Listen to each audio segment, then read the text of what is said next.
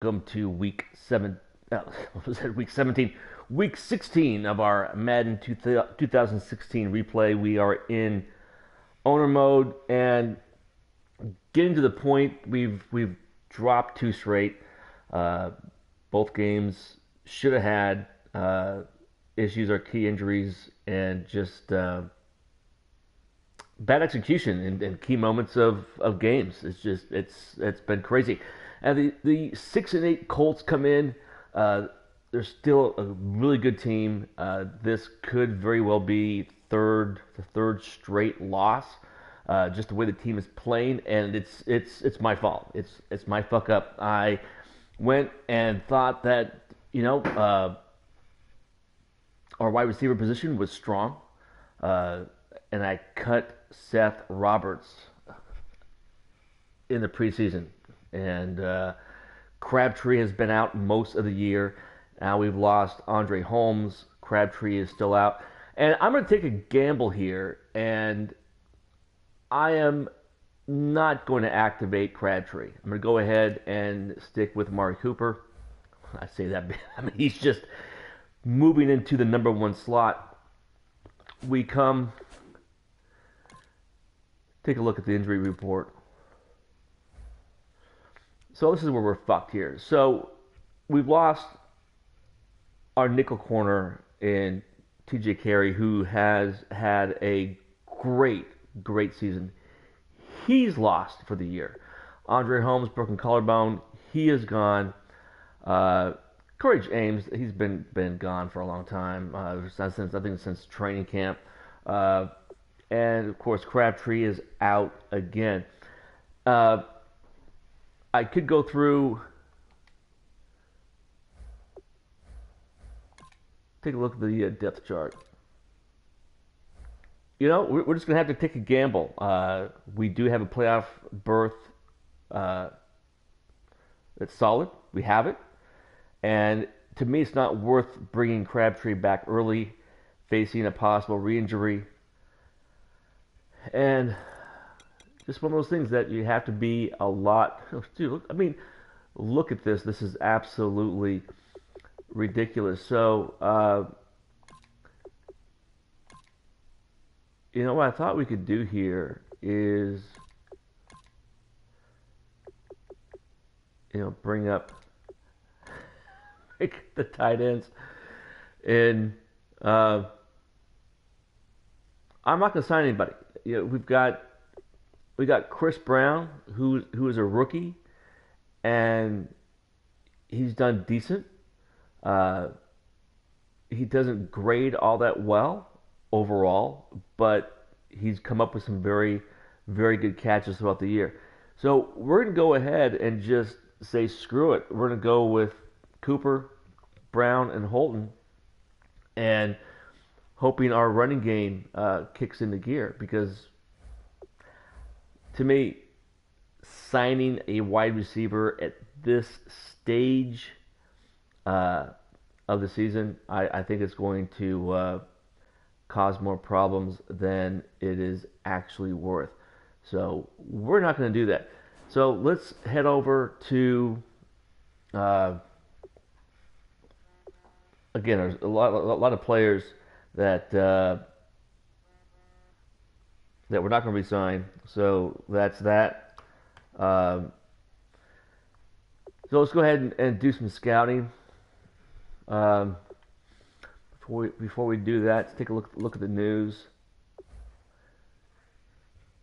Anything that comes up and major issues we've got to go and take care of.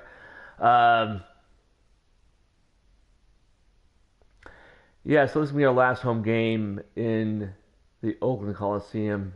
Yeah, thank God we're getting rid of that nightmare. If you've never been to the Oakland Coliseum, it is a complete shithole.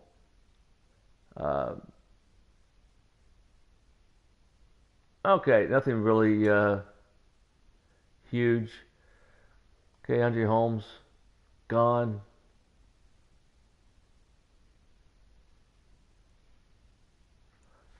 Skip Bayless is such an asshole. Okay.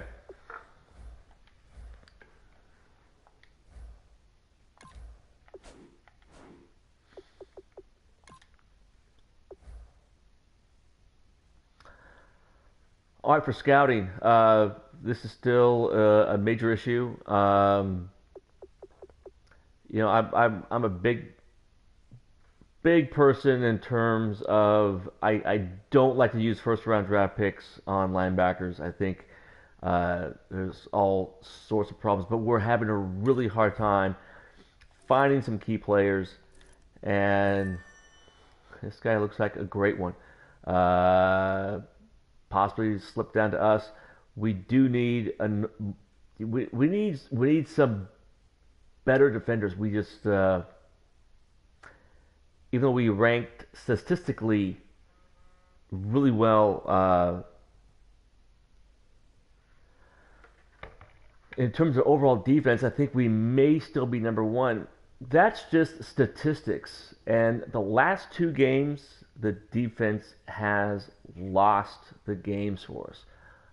We were in great positions to win both, and you know, just comes through as a complete meltdown. Um, right guard.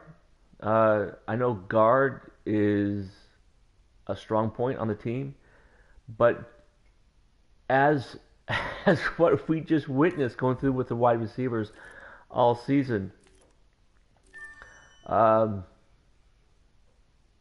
I'm not sure I take this guy in the first round if he's that weak on pass blocking and still even weak on run blocking.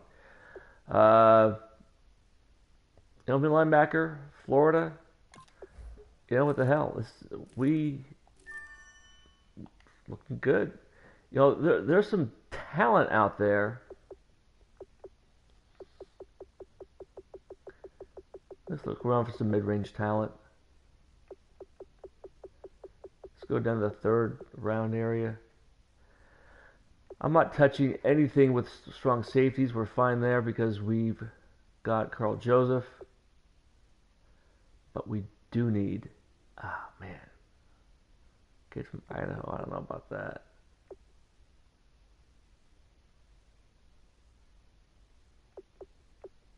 And we are,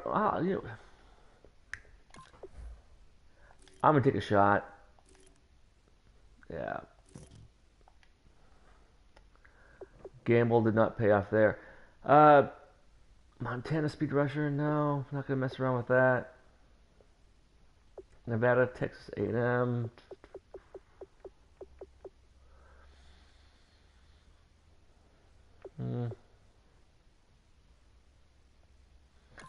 All right, let's take a guy from Yale and sucks. Montana. Okay, UCF. We like Florida. Not good enough.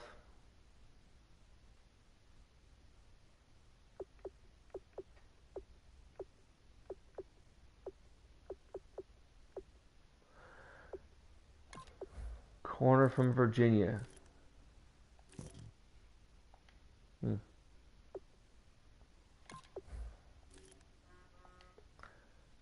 Marshall doesn't bring it.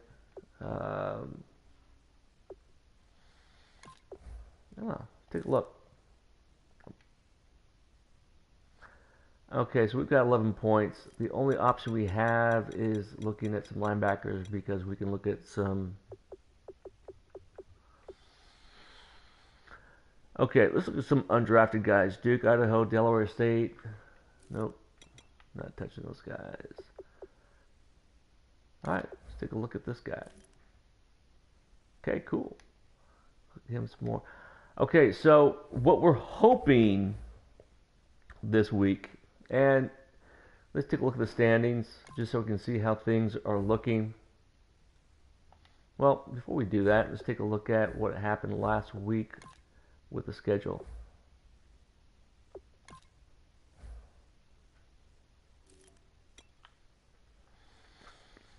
Okay, so yeah, the Rams keep dumping games. Uh,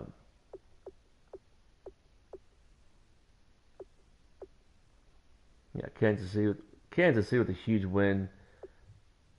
Detroit stays pace for a playoff berth. Yeah, big surprise. Denver over New England. Of course, San Diego with a huge, huge win over the Raiders at home. Okay, so shit.